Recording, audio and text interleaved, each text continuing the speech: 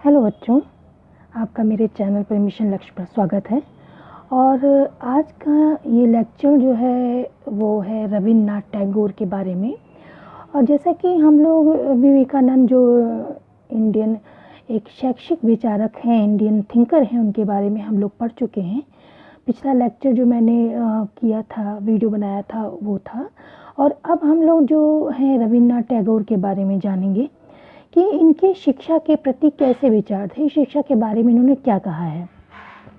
क्योंकि जैसे कि आप लोग जानते हैं बच्चों कि हम लोग एजुकेशन सब्जेक्ट की यहाँ पे पढ़ रहे हैं, उसकी शिक्षा ले रहे हैं, तो हमको उसी से रिलेटेड अब जैसे जो भी हमको जो थिंकर पढ़ रहे हैं तो हम उनके जो शैक्षिक विचार हैं उन पे ज़्यादा फोकस करेंगे और अन्य पे जैसे धार्मिक विचार हैं और विचार उन पे इतना फोकस नहीं करेंगे। तो यहाँ पे रविन्द्रनाथ टैगोर की बात हो रही है। तो पहले तो हम देखते हैं कि इनका जन्म कब हुआ था। तो इनका जन्म बच्चों हुआ था 7 मई 1861, कलकत्ता के ठाकुरबाड़ी में इनका जन्म हुआ था। और इनके पिता का नाम था देवेंद्रनाथ टैगोर, जो कि ब्रह्म समाज से संबंधित थे। इनका जन्म जो हुआ था वो 7 मई 1861 में हुआ था, कलकत्ता के ठाकुरबाड़ी में हुआ था। उनके पिता का नाम जो था वो देवेंद्रनाथ टैगोर था, जो कि ब्रह्म समाज से संबंधित थे। और इनकी माता का नाम जो था वो शारदा देवी था। अब कभी कभी एग्ज़ाम में इनसे रिलेटेड जो थिंकर हम लोग पढ़ते हैं, इनसे रिलेटेड पुस्तकें आ जाती हैं। इन्होंने किन किन पुस्तकों की रचनाएं की हैं उनके बारे में क्वेश्चन आ जाते हैं, इसलिए इसको जानना भी आवश्यक है। तो इनकी रचनाएं कौन कौन सी थी। तो इनकी जो ये रविन्द्रनाथ टैगोर थे, तो गुरुदेव इनकी रचनाएं बहुत हैं। और ये कवि भी थे, एक साहित्यकार भी थे, और चित्रकला भी इनको आती थी। तो काफ़ी कई कलाओं में ये विद्वत थे। तो इन्होंने गीतांजलि लिखी थी 1913 में, जिसे नोबेल पुरस्कार दिया गया। और गौरव एक पुस्तक लिखी थी, पोस्ट ऑफिस, द गार्डनर, लीपिका आदि पुस्तकें भी लिखी थी। और गीतांजलि को जो इनकी पुस्तक थी, जो काव्य था, उसको हम इंग्लिश में ऑफरिंग ऑफ सॉन्ग के नाम से जानते हैं। तो इसमें इन्होंने दर्शाया प्रकृति के प्रति इनका गहरा लगाव था, जो कि इनकी रचनाएं आप पढ़ते हैं तो उसमें इसको जान सकते हैं, उसकी आभा देख सकते हैं। 1915 में इन्हें नाइटहुड की उपाधि दी गई थी।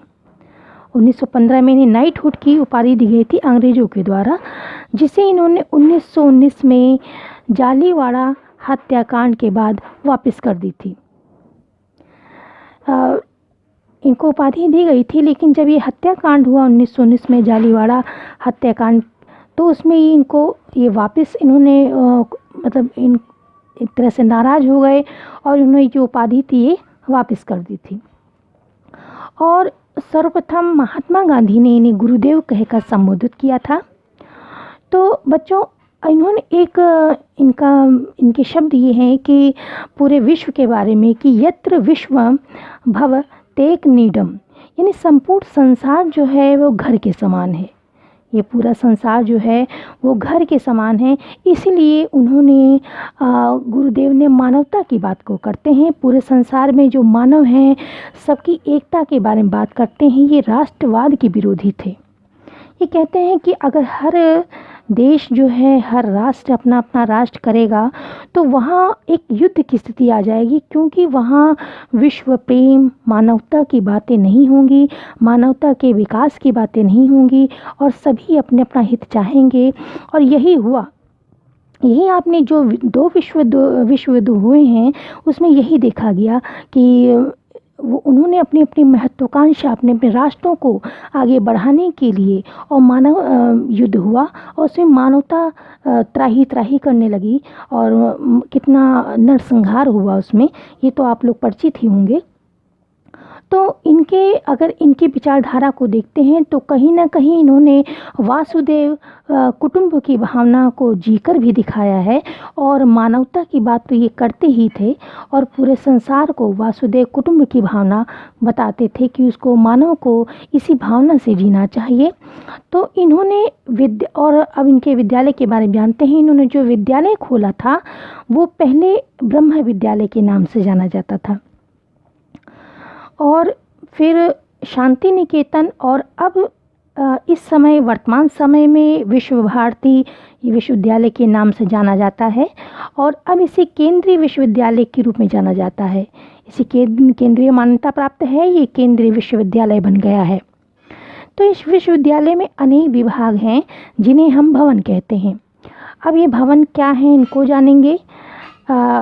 नंबर 1 पे है, देखिए, पाठ भवन। अब पाठ भवन का मतलब क्या है, उसमें 10th तक की मैट्रिक की पढ़ाई करवाई जाती है। फिर है शिक्षा भवन, इसमें आपका 12th तक की पढ़ाई होती है। फिर विद्या भवन, इसमें स्नातक यानी कि BA डिप्लोमा होता है। फिर है विनय भवन, शिक्षा विभाग स्नातक B.Ed की पढ़ाई करवाई जाती है।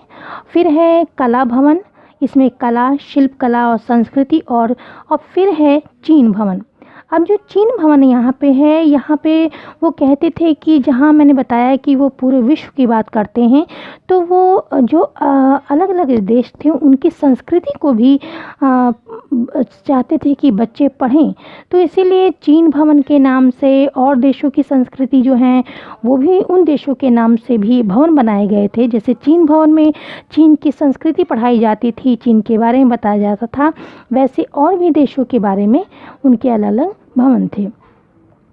तो ये तो इनके शांति निकेतन के बारे में एक आपकी जानकारी हो गई। और दूसरा, अब हम गुरुदेव का शिक्षा दर्शन के बारे में जानते हैं कि शिक्षा दर्शन के बारे में उनके विचार क्या थे। तो गुरुदेव टैगोर के विचार से देश के समस्त अभावों का मुख्य कारण शिक्षा का अभाव है, इसीलिए उन्होंने जनसाधारण की शिक्षा पर बल दिया।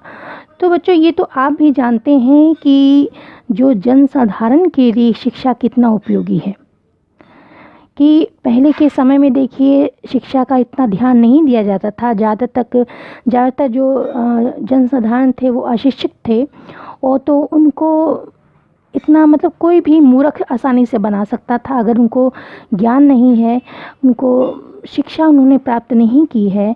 इसीलिए उन्होंने कहा कि जनसाधारण को शिक्षित होना बहुत ज़रूरी है और उनके जो अभाव हैं, उनकी जो कमियां हैं, उनके लिए जो उनका मुख्य कारण है वो शिक्षा का अभाव है। इसीलिए उन्होंने जनसाधारण की शिक्षा पर विशेष बल दिया। अब जब वो बच्चों के पढ़ाई के बारे में बात करते हैं तो उन्होंने कहा है कि बच्चों को स्वतंत्रता देनी चाहिए। कोई भी बच्चा है, जब तक उसको प्रकृति में, मान लीजिए कोई बच्चा है, अगर उस पर ज़्यादा आप ज़्यादा तानाशाही कर रहे हैं, बच्चों पे ज़्यादा ही अनुशासन कर रहे हैं, तो बच्चे का जो नेचुरल ग्रोथ है वो नहीं हो पाएगा। यानी कि कहीं ना कहीं उन्होंने छात्र केंद्रित शिक्षा की बात कही है, बाल केंद्रित शिक्षा की बात कही है और बच्चे को पूरी स्वतंत्रता देने की बात कही है कि बच्चा एक फूल के समान है। एक जिस तरीके से एक फूल को एक स्वस्थ वातावरण मिलता है या खुशनुमा वातावरण मिलता है तो वो फूल खिलता है, उसी तरीके से जो बच्चे हैं वो भी एक फूल के समान हैं। तो उनको भी जब जो शिक्षक है वो अच्छा वातावरण देता है, यानी कि उसमें दहशत का माहौल नहीं होता, उसमें डर का माहौल नहीं होता, तो बच्चा वहाँ अपनी जो बातें हैं, अपनी अगर कोई चीज़ को समझ नहीं आई है तो आसानी से पूछ सकता है। तो इसलिए उन्होंने कहा है कि बच्चों को स्वतंत्रता तो होनी ही चाहिए अपनी बात कहने की, और इसीलिए इन्होंने स्वतंत्रता की बात की है। दूसरा है कि प्रकृति और इंसानों के साथ सक्रिय सहभागिता। गुरुदेव जी कहते हैं कि जो प्रकृति है वो हम सब लोगों को या सब समाज के लोगों को बहुत कुछ सिखाती है। जब बच्चों आप लोग छोटे होंगे तो आपने ये अवश्य ही सुना होगा कविता कि फूलों से नित हंसना सीखो, भंवरों से नित गाना। तो जैसे ये कविता दर्शाती है कि प्रकृति जो है, अगर आप प्रकृति को देखें, अगर आप छोटी सी चींटी को भी देखते हैं तो उससे भी हमें शिक्षा मिलती है कि हमें परिश्रम करना चाहिए। अगर हम हारते हैं, बार बार चींटी देखिए गिरती है और फिर उठती है और अपने काम में सफल होती है, उसी तरीके से जो प्रकृति है एक महान शिक्षिका है। प्रकृति हमें बहुत कुछ बताती है। तो और जो इंसान है वो प्रकृति के साथ रह के, प्रकृति के बीच में रह के ही सक्रिय सहभागिता से ही आगे बढ़ सकता है। इसी के बारे में इन्होंने बताया है। तो शिक्षा में इन्होंने प्रकृति के महत्व को बताया है और सक्रिय रहने की उपयोगिता। सक्रिय रहने की उपयोगिता बच्चों ये है कि जैसे मान लीजिए आप किसी काम को आप छात्र हैं और अगर क्लास में बैठे हैं और टीचर लेक्चर दे के चला जाता है और कहीं आपका ध्यान और है या आपने ऐसे ही लेक्चर सुन लिया, उसमें सक्रिय रूप से आप भाग नहीं ले रहे हैं या जो आप से प्रश्न पूछे जा रहे हैं उनका उत्तर नहीं दे रहे हैं, तो वो निश्चित रूप से आपको वो लेसन या चैप्टर समझ में नहीं आएगा। इसीलिए उन्होंने कहा है कि सक्रिय सीखने, और जो भी कोई काम हम करते हैं, जो भी शिक्षा लेते हैं, उसमें प्रैक्टिकल रूप से, व्यवहारिक रूप से हमें उसको सीखना आवश्यक है। इसी की बात इसमें कही गई है। गतिविधि का सिद्धांत। अब गतिविधि का सिद्धांत जो ये है कि ये कहते हैं कि छात्र जो है उसे हर चीज़ में भाग लेना चाहिए। अगर वो विज्ञान पढ़ रहा है या कोई भी चीज़ है तो उसको जब तक प्रैक्टिकल रूप से इसको नहीं करेगा, मतलब कि एक कहा जा सकता है कि एक काठ का पुतला नहीं बन के उसको रहना चाहिए, हर चीज़ में उसको भाग लेना चाहिए, तभी उसको अच्छी तरह से सीखेगा। इसीलिए उन्होंने गतिविधि के सिद्धांत पर बल दिया है। अब 6 नंबर पे देखिए, उन्होंने कहा है कि स्त्री शिक्षा पर बल दिया है और स्त्री शिक्षा वो पर बल देते हैं। गुरुदेव जी रविन्द्रनाथ टैगोर कहते हैं कि जो स्त्री शिक्षा है वो बहुत महत्वपूर्ण है, क्योंकि समाज के 2 स्तंभ हैं, एक स्त्री और पुरुष। जब दोनों ही समान रूप से कार्य करते हैं तभी वो समाज जो है आगे बढ़ता है। इसीलिए उन्होंने शांति निकेतन में स्त्री विभाग भी खोला और प्राच्य संस्कृतियों के अध्ययन पर विशेष बल दिया। रविन्द्रनाथ टैगोर जी कहते हैं कि प्राच्य संस्कृतियाँ, यानी कि जो बाहर के दूसरे देशों की संस्कृतियाँ हैं, उनके अध्ययन पर विशेष बल दिया। उन्होंने कहा कि अपनी संस्कृति को आप जानिए, उसको पहचानिए, लेकिन क्योंकि उन्होंने विश्व बंधुत्व की बात की, उन्होंने कहा कि पूरा संसार एक ब्रदरहुड की बात की उन्होंने, तो उन्होंने कहा कि हमको अपनी संस्कृति को जानने के साथ साथ दूसरों की संस्कृति या दूसरे देशों की संस्कृति को भी जानना चाहिए और उनकी अच्छाई बुराइयों से भी परिचित होना चाहिए। अब गुरुदेव पुस्तक केंद्रित शिक्षा के विरोधी थे और वे अनुभव केंद्रित शिक्षा और क्रिया प्रधान शिक्षा पर बल देते थे, बाल केंद्रित शिक्षा पर बल देते थे। जैसे कि आप जानते हैं बच्चों कि उन्होंने बहुत सी रचनाएं लिखी, बहुत सी पुस्तकें लिखी, लेकिन तब भी वो पुस्तकों के विरोधी थे। उन्होंने पुस्तकीय पाठ्यक्रम को महत्व नहीं दिया। उनके अनुसार जो पाठ्यक्रम था वो जीवन की आवश्यकताओं से संबंधित होना चाहिए। वो प्रकृतिवादी होते हुए व्यक्ति को समाज से जोड़ना चाहते थे। वो कहते थे कि अगर हम शिक्षा प्राप्त करते हैं वो हमारे दैनिक जीवन में, हमारे जो वास्तविक जीवन में उपयोगी नहीं है तो शिक्षा का कोई अर्थ नहीं है। इसीलिए गुरुदेव रविन्द्रनाथ टैगोर जी का दृष्टिकोण पाठ्यक्रम की दृष्टि से बड़ा ही व्यवहारिक था। उनके अनुसार पाठ्यक्रम को एक सीमित और क्षेत्रों में बांधना नहीं है। उनका मत था कि पाठ्यक्रम जो है या जो हम शिक्षा ले रहे हैं वो राष्ट्रीय और अंतर्राष्ट्रीय महत्व के विषयों का उसमें समावेश होना चाहिए, जिससे कि प्रत्येक देश जो है वो दूसरे देश की संस्कृति, सभ्यता को पहचाने और विश्व बंधुत्व के गुण को विकसित हो सके। इसीलिए उन्होंने विश्व भारती की भी स्थापना की कि उसमें सभी लोग जो हैं उसको जाने। उन्होंने विश्व बंधुत्व की बात की और उन्होंने विश्व भारती की भी स्थापना की, जिसमें दूसरे देशों के जो छात्र हैं वो भी आएँ, वो भी सीखें। और उनके जो पाठ्यक्रम में तो उनका जो पाठ्यक्रम था वो विषय केंद्रित नहीं था और वो अनुभव केंद्रित शिक्षा पर बल देते थे कि बच्चे जो भी सीखें उसको वो उसमें अनुभव यानी कि उसको करके सीखें। अगर हम कहीं जाते हैं केवल उसको हमको केवल पढ़ा दिया जाता है और उसे हम अपनी दिनचर्या में या उसको हम उस प्रयोग को नहीं करके देखते हैं तो वो जो ज्ञान है वो बहुत जल्दी ही भूल जाता है।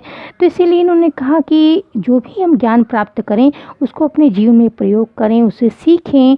तो अनुभव केंद्रित शिक्षा पर उन्हें कहने का तात्पर्य है कि क्रिया जिसमें क्रिया हो, क्रिया करके देखें, अनुभव से जो शिक्षा प्राप्त करें वो अच्छी शिक्षा है, उसी पे उन्होंने बल दिया।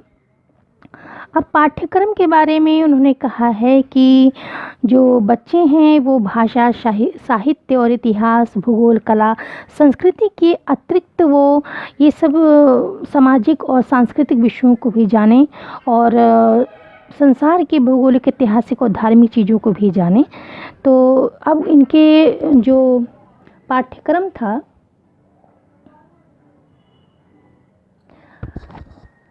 तो टैगोर ने फिर पाठ्यक्रम निर्माण में प्राकृतिक शिक्षा को रखा और मानव संतुलन पर बल दिया। बचपन के 7 वर्ष उन्होंने कहा कि जो छात्र है उसे बचपन में 7 वर्ष जो हैं प्रकृति की गोद में बिताना चाहिए, क्योंकि जो हमारी प्रकृति है वो एक महान शिक्षिका है। और उनके प्रकृतिवादी विचार रूसो से मिलते हैं। रूसो जो थे वो भी प्रकृतिवाद के बहुत पक्षधर थे और इन्होंने भी कहा है कि प्रकृति एक महान शिक्षिका है। गुरुदेव का दृष्टिकोण व्यवहारिक था और विश्व बंधुत्व की भावना तो पाठ्यक्रम में उन्होंने शामिल ही की है। और उन्होंने कहा कि जो किताबें बच्चे पढ़ते हैं वो आकर्षक और आसान होनी चाहिए। शुरू में मातृभाषा को शिक्षा का माध्यम होना चाहिए। देखिए बच्चों, जब बच्चा छोटा होता है तो वो अपनी मातृभाषा से बहुत अच्छी तरह से जुड़ा रहता है, उससे बहुत कनेक्टेड रहता है।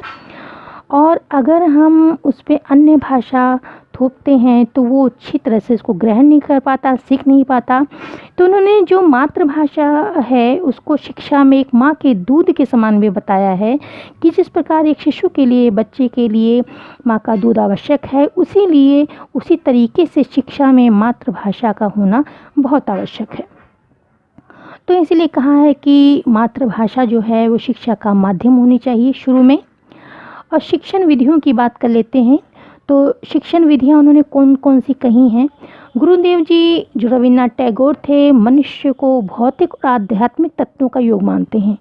वो कहते हैं कि जो मनुष्य है वो 2 तत्वों से मिलकर बना है, एक भौतिक और आध्यात्मिक, इसलिए दोनों में संतुलन तो होना ही चाहिए। और शिक्षण विधि के बारे में कहते हैं कि शिक्षण विधि जो है वो वास्तविकता पर आधारित होनी चाहिए। वास्तविक वस्तुओं के संपर्क में आने वाली उनकी निरीक्षण और तर्क शक्तियों का विकास होता है। अब बच्चों, छात्रों को हम ऐसी शिक्षा दें जो कि वास्तविक हो, उसमें कल्पना कोरी ना हो कि बच्चा सोचे और उसको कभी आजमा ही ना पाए। तो वास्तविक जीवन से जो अटैच हो ऐसी शिक्षा इस तरीके से, इस माध्यम से सिखानी चाहिए। अगर हम कोई भी इसको शिक्षा देना चाहते हैं तो प्रैक्टिकल रूप से जब उसको वास्तविक जो आसपास की चीज़ें हैं उनसे, दैनिक जीवन से जब जोड़कर उनको पढ़ाएंगे तो बच्चों को निश्चित रूप से वो अधिक समझ में आएगी। और बच्चों का निरीक्षण की शक्ति है, तर्क शक्ति है, वो ज़रूर बढ़ेगी। अब दूसरा पॉइंट बच्चों देखते हैं इसका क्या है कि उन्होंने कहा कि बालक की स्वाभाविक रुचियों का ध्यान दिया। उन्होंने कहा कि बच्चों की जिस सब्जेक्ट में रुचि है, जिसमें वो अध्ययन करना चाहता है, उसका अवश्य ध्यान रखना चाहिए। शिक्षण विधि को बालक के अनुभवों और इंद्रियों के प्रयोग में लाना चाहिए। जब हम बच्चों को पढ़ा रहे हैं तो उनके जो अनुभव हैं और जो इंद्रिय प्रयोग हैं, इनकी इंद्रिय प्रयोग क्या, वो ध्यान से देख रहा है, सुन रहा है और उससे क्वेश्चन पुट कर रहा है। तो इसको जब वो इंद्रियों को इसमें अपने शिक्षण में समायोजित करेगा तो वो शिक्षा निश्चित रूप से अच्छी होगी। मौखिक विधि पे उन्होंने ध्यान दिया है। अब मौखिक विधि बच्चों क्या है? मौखिक विधि का मतलब ये है कि जैसे आपने पहले के शिक्षा को देखा होगा, जो पहले की शिक्षा होती थी प्राचीन काल में बच्चों, उसमें गुरुजी जो हैं अपने शिष्यों को जो प्राचीन काल में गुरुजी अपने शिष्यों को उपदेश, व्याख्यान, प्रश्नोत्तर, वाद विवाद आदि देते थे या तर्क आदि मौखिक विधियों से पढ़ाते थे। तो इस विधि को उन्होंने स्वीकार किया है और कहा है कि छात्रों को इस विधि का भी प्रयोग करना चाहिए। और फिर उन्होंने कहा है कि स्वाध्याय विधि मतलब बच्चे को ये सीखने सिखाने की अति प्राचीन विधि है। तो इसमें ये है कि बच्चा खुद स्वयं उस चीज़ का अध्ययन करे। आज परिस्थितियाँ ये है कि जो टीचर या जो शिक्षक बच्चों को पढ़ा देते हैं, ज़्यादातर बच्चे, मैं सबकी बात नहीं कर रही, ज़्यादातर बच्चे जो हैं उसी पे अपनी पुस्तक बंद कर देते हैं, या तो वो ट्यूशन के सहारे रहते हैं या तो स्कूल के शिक्षक के सहारे। तो पहले के अगर समय को हम देखें तो पहले के छात्र जो थे वो घर में अध्ययन, स्वयं खुद अध्ययन बहुत करते थे। तो अब जो है ये कहीं ना कहीं ये अब स्व अध्ययन की विधि जो है वो कम हो रही है। तो छात्रों को स्व अध्ययन खुद के द्वारा अध्ययन जरूर करना चाहिए, इस पर इन्होंने बल दिया है। अब क्रिया विधि की बात करते हैं कि क्रिया विधि का मतलब क्या है। क्रिया विधि में इन्होंने कहा है कि जब बच्चे स्वयं कोई चीज़ जब बच्चे स्वयं करके सीखेंगे, स्वयं के अनुभव से सीखने का उन्हें अवसर दिया जाएगा, या बच्चा स्वयं सीखने की क्रिया करेगा, तो उसको उसमें अपने आप ही नई नई चीज़ें जो हैं, नई जिज्ञासाएँ आएंगी और नई नई चीज़ों का वो स्वयं अध्ययन करेगा। देखिए बच्चे, जब कोई चीज़ हम करेंगे नहीं तो हम गलतियाँ नहीं करेंगे, नई चीज़ें नहीं सीखेंगे। केवल जितना टीचर ने पढ़ा दिया उतना पढ़ लिया, वहीं पुस्तक बंद हो गई। लेकिन जब क्रिया विधि में जब हम नई नई चीज़ें स्वयं अनुभव करेंगे, स्वयं उसको करके देखेंगे, तो निश्चित रूप से वहाँ कोई ना कोई नई चीज़ निकल के आएगी, हम नई नई चीज़ें सीखेंगे। इसीलिए उन्होंने क्रिया विधि पर जोर दिया है। और ये जो क्रिया विधि है, ऐसी क्रिया बच्चों के अपने जीवन से संबंधित होनी चाहिए। और दूसरी बात यह है कि बच्चों उस क्रिया को जब करते हैं तो उसमें जैसे कोई सब्जेक्ट पढ़ रहे हैं, कोई प्रयोग कर रहे हैं, तो उसमें उनकी रुचि होनी चाहिए। तो जब बच्चा उसमें रुचि से करेगा तो वो निश्चित रूप से अच्छा ही होगा।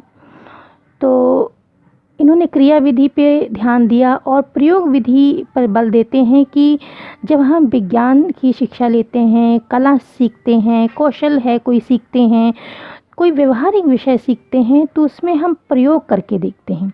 उसको जितना ही प्रयोग करेंगे, जैसे कोई कला सीख रहे हैं, जितना ही उसको हम बार बार प्रैक्टिस करेंगे, या विज्ञान है उसमें हम प्रैक्टिकल पे ध्यान दिया जाता है, प्रैक्टिकल कराए जाते हैं। और जितना ही हम ये सब एक्सपेरिमेंट करेंगे, जितना ही सीखेंगे, बार बार प्रैक्टिस करेंगे, उतने ही उसमें हम एक्सपर्ट होते जाएंगे, सीखते जाएंगे। तो प्रयोग विधि पर इन्होंने ध्यान दिया है। और विश्लेषण और संश्लेषण मतलब ये है, विश्लेषण मतलब बच्चों ये है कि हर चीज़ को, जैसे कोई बड़ी चीज़ है तो उसको जब हम टुकड़े करके देखते हैं, वो है विश्लेषण। जैसे बहुत बड़ी चीज़ है, जैसे कोई चीज़ हम खाना चाहते हैं, बहुत बड़ी चीज़ है, उसको हम इकट्ठा नहीं खा सकते, लेकिन छोटे पीसेस जब कर लेते हैं तो उसको हम खा सकते हैं। उसी तरीके से जब कोई थ्योरी बहुत बड़ी है, उसको हम सीखना चाहते हैं, पढ़ना चाहते हैं, तो एकदम पूरा हम एकदम से याद नहीं कर सकते, तो उसके छोटे छोटे थ्योरी बना के उसको हम सीख सकते हैं। ये विश्लेषण हो गया आपका।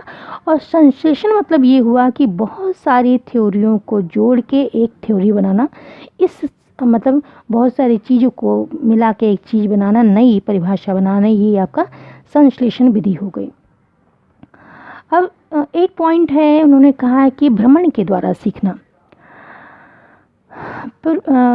पहले के समय में या देखिए ये होता है भ्रमण करके, मतलब ये है कि जब बच्चा, अगर हम फैक्ट्री के बारे में बच्चे को बता रहे हैं, तो अगर बच्चे को हम उस फैक्ट्री में ले जाएं, वहाँ की मशीनों को दिखाएं, सब कुछ करवाएं, तो बच्चा बहुत अच्छी तरह से सीखेगा, उसको जानेगा। और इसीलिए उन्होंने भ्रमण के द्वारा सीखने की विधि की, जब हम उसको अगर हम किसी पहाड़ के बारे में बताना चाहते हैं, किसी नदी के बारे में बताना चाहते हैं, या किसी हम गुफा के बारे में बता रहे हैं, या जैसे मान लीजिए कुतुब मीनार, लाल किला, अगर बच्चों को हम उसको विज़िट करवा पाएँ तो बच्चा बहुत अच्छी तरह से सीख लेगा उस ज्ञान को। तो इसी के बारे में उन्होंने कहा है। और सृजन को श्रेष्ठ माध्यम माना, 9th नंबर पे देखिए आप, उन्होंने कहा है कि सृजन जो है उसको श्रेष्ठ माध्यम माना। सृजन बच्चों एक शिक्षा का, ये मानवता का बहुत बड़ा हथियार है। अगर सृजन ना होता तो आज हम जो सुख सुविधा में इतने रह रहे हैं शायद ना रह पाते। चाहे वो सृजन रचनाओं में हो, चाहे वो कविताओं में हो, चाहे हमारे दैनिक जीवन में हो, तो सृजन बहुत आवश्यक है। सृजन जो आविष्कार है, सृजन को उन्होंने श्रेष्ठ माध्यम कहा है कि बच्चों को सृजन की शिक्षा देनी चाहिए, उनको सृजनात्मक होना चाहिए। अब शिक्षक के बारे में क्या कहा है? शिक्षक जो है, शिक्षक को उन्होंने कहा है कि शिक्षक को विनयशील, सदाचारी, अध्ययनशील होना चाहिए। एक शिक्षक को छात्रों को तब तक भली भांति शिक्षित नहीं कर सकता जब तक कि वह स्वयं अध्ययन न कर रहा हो। अब ये बच्चों देखिए, इन्होंने कहा है कि एक शिक्षक छात्रों को तब तक भली भांति शिक्षित नहीं कर सकता जब तक कि वह स्वयं अध्ययनरत ना हो। अब ये क्वेश्चन बच्चों आपके नेट में आ चुका है, पहले ये कोटेशन आ चुकी है और उसमें ये पहचानना था कि ये कोटेशन किसने दी थी, कि एक दीपक दूसरे दीपक को प्रज्वलित नहीं कर सकता जब तक कि स्वयं अपनी लौ को प्रज्वलित नहीं करता रहे। इसका मतलब ये है बच्चों कि देखिए, जैसे हम लोग आपको पढ़ा रहे हैं, ऐसे और भी टीचर यूट्यूब पे पढ़ाते हैं या कॉलेज में पढ़ाते हैं, तो हम लोग जब तक स्वयं अध्ययन, क्योंकि हम लोगों को शिक्षा जो है वो उसमें परिवर्तन आते रहते हैं, तो हम लोगों को अपने आप से अपडेट करना पड़ता है। तो जो एक शिक्षक है उसको हमेशा अध्ययनरत रहना चाहिए। जब वह स्वयं अध्ययन कर लेगा तो छात्रों को अच्छी तरह से समझाएगा। इसीलिए अगर अब हम लोग हैं तो हम लोग भी अध्ययन करते हैं, हम लोगों ने पहले भी अध्ययन किया, लेकिन समय के साथ अपडेट रहना पड़ता है कि छात्रों को नई चीज़ें, नई तकनीकों को सिखा सकें। इसीलिए गुरुदेव जी कहते हैं कि एक दीपक दूसरे दीपक को जला तभी सकता है, प्रज्वलित तभी कर सकता है जब तक कि वो स्वयं जल रहा हो या अपनी लौ को प्रज्वलित करता रहे, यानी कि स्वयं अध्ययन करता रहे। इसी बारे में उन्होंने बताया है। और शिक्षक के बारे में एक बात इन्होंने ये भी कही है कि शिक्षक को केवल छात्रों को कोरी कल्पना या कोरे सिद्धांतों को नहीं पढ़ाना चाहिए, छात्रों को वास्तविकता के जीवन से जोड़ना चाहिए और उसके साथ बहुत ही मृदुल व्यवहार, बहुत ही अच्छा व्यवहार करना चाहिए। क्योंकि जब तक छात्र और शिक्षक एक दूसरे से जुड़ते नहीं हैं तब तक छात्र अपना जो परेशानी है, जो दिक्कत है, समस्याएं हैं, वो टीचर से साझा नहीं कर पाता और वो हल नहीं हो पाती। आप विद्यार्थी और अनुशासन के बारे में जानते हैं, तो विद्यार्थी को उन्होंने कहा कि विद्यार्थी को आज्ञाकारी और विनयशील होना चाहिए, गुरु का सम्मान करना चाहिए और गुरु का सम्मान करना चाहिए। अब अनुशासन के बारे में देखते हैं कि उन्होंने क्या कहा है। अनुशासन के बारे में गुरुदेव जी ने कहा है कि जो अनुशासन है वो आंतरिक होना चाहिए। आंतरिक भावना माना है कि बच्चा जब ये कृत्रिम नियंत्रण, कठोर अनुशासन का विरोध किया है, क्योंकि इस कठोरता से बालक की सहजता खो जाती है। अगर आपने देखा होगा कि कोई अगर टीचर बहुत ही सख्त है, बहुत ही कठोर अनुशासन रखता है, तो उससे बच्चे बहुत डरते हैं और मन की बात को नहीं बता पाते। कोई क्वेश्चन के मन में आता है और वो पूछ नहीं पाते हैं डर के मारे। तो ऐसा नियंत्रण नहीं होना चाहिए और ऐसे उनकी बच्चों की जो सहजता है, जो कोमलता है, वो खो जाती है। अतः बच्चे को सर्वांगीण विकास का सारा मतलब पूर्ण रूप से विकास नहीं हो पाता। तो उन्होंने कहा है कि टीचर को अच्छे स्वभाव का और उसको कृत्रिम नियंत्रण, कठोर अनुशासन नहीं करना चाहिए, उसको सहज रहना चाहिए, मृदुल व्यवहार करना चाहिए, ताकि छात्र अपने सारी समस्याएं और सब कुछ उससे सुलझा पाए। और प्रकृति के मुक्त वातावरण में उन्होंने कहा कि जो छात्र हैं वो प्रकृति के मुक्त वातावरण में बच्चों की इच्छा के अनुरूप ही शिक्षा देनी चाहिए। तो बच्चों, हमने इसमें सीखा कि गुरुदेव जी ने कितनी शिक्षण विधियां हम लोगों को बताई हैं और प्रयोग विधियां बताई हैं, तो इनको एक बार हम लोग देख लेते हैं। छात्र के बच्चों ने कि गुरुदेव जी ने जो बताया है, जो उन्होंने बल दिया है, एक तो मेन पॉइंट्स उनके थे। ये एशिया के सबसे पहले व्यक्ति थे जिनको कि नोबेल पुरस्कार दिया गया था, और इनकी गीतांजलि जो थी, इनको नोबेल पुरस्कार दिया गया था 1913 में नोबेल पुरस्कार दिया गया था। 1915 में नाइटहुड की उपाधि इनको दी गई थी, जिन्होंने 1919 में इन्होंने इसको वापस कर दी थी, और महात्मा गांधी ने इनको गुरुदेव कहा था। और इनका जो कोटेशन है कि यत्र विश्वम भवतेक नीडम, यानी कि संपूर्ण संसार घर के समान है। और ये मानवता की, अगर बच्चों क्वेश्चन जब आता है तो कभी कभी उसमें 4 ऑप्शन दिए जाते हैं जो कि इन्हीं से रिलेटेड होते हैं, और फिर आपको ABCD करके ऐसे दिया जाता है, उनको मिलाना होता है कि जो ये सारे शब्द कहे गए हैं, जो वाक्य हैं, ये इनकी विचारधारा से मिलते हैं कि नहीं। तो इन्होंने वो सेम जैसे इसमें लिखा है वैसे आपको लिख के नहीं देंगे, बस आपको इस चैप्टर की पूरी भावना को समझना है, उनके विचार को समझना है कि किस चीज़ पे वो बल देते थे। मेन वो मानवता पे ध्यान देते थे और विश्व बंधुत्व की बात करते थे। और दूसरी बात है कि उन्होंने प्रकृतिवाद की बात की है, और शिक्षा में वो मनोविज्ञान को भी ध्यान देते हैं। मनोविज्ञान यानी कि छात्र केंद्र शिक्षा की, गेस्टाल्ट शिक्षा की बात करते हैं, यानी मनोविज्ञान की बात करते हैं, ये उन्होंने ध्यान दिया है। और प्रकृति तो उनके में है ही, मानवता है, और राष्ट्रवाद का उन्होंने विरोध किया है। और प्राच्य संस्कृति को भी सीखने पे बल दिया है कि प्राच्य संस्कृति को सीखना चाहिए, और अपनी संस्कृति और प्राच्य संस्कृति, यानी कि हम अगर उसको सीखेंगे नहीं तो उसके बारे में जानेंगे नहीं। तो इन्हीं सब के चीज़ों के साथ, और ये इनका जो माहौल था, ये एक साहित्यकार, बहुत अच्छे साहित्यकार थे, चित्रकार थे, कवि थे, नाटककार थे, लेखक थे बहुत।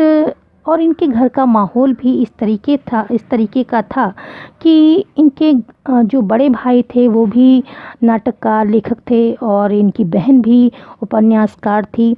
तो इनका जो घर का जो वातावरण था वो साहित्य, कला और गायन इन सब में था, इसीलिए ये इतने व्यक्तित्व के धनी थे, महान थे। तो इन्हीं सब के सब बातों के साथ बच्चों ये मैं ये वीडियो यहीं समाप्त करती हूँ। और बच्चों, ये वीडियो आपको कैसा लगा ये आप बताइए कमेंट के द्वारा, और अगर कोई बात समझ में ना आई हो तो उसको भी बताइए, और इसको बच्चों अपने दोस्तों के साथ शेयर कीजिए, क्योंकि आपके सहयोग से ही हम इसको और आगे बढ़ाएंगे। जितना ही बढ़ेगा, सब्सक्राइब करिए, इसको लाइक करिए, ताकि हम वीडियो बनाएं आगे। और क्योंकि एक टीचर को छात्रों का सहयोग चाहिए, छात्रों का शिक्षक का सहयोग चाहिए, तभी ये शिक्षा आगे बढ़ सकती है। सो यहीं पे मैं वीडियो समाप्त करती हूँ। धन्यवाद।